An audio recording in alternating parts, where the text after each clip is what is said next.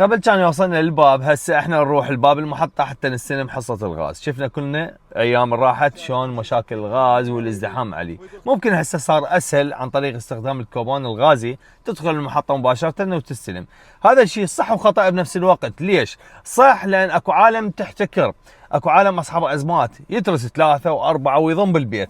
بينما الخطأ انه اكو ناس كبار بالعمر ما يقدرون يوصلون المحطه، اللي ما عنده سياره ما يقدر يروح للمحطه ويستلم، راح يذب اكثر من سعرها. بالمحطه ب5.5 راح يذب اكثر، كروه 5 ب5 ويرجع ذابله 15,000. بنفس الوقت اكو ناس من غير محافظه ما يقدرون يستلمون الا من المحافظه اللي بيهم. يعني صارت قدامي حاله شخص من دياله اجى لبغداد راد يستلم، قالوا له ما يصير الا تروح من دياله تستلم الكوبون مالتك ما يقرا. ان شاء الله هي ازمه وتعدي. طبعا تواصلت واحد الاشخاص قال اكو امكانيه انه توزيع جهاز الدفع للبائع المتجولين اللي يفترون على البيت. نتمنى هاي الفقره تصير وتنتهي هاي الازمه بخير وسلامه.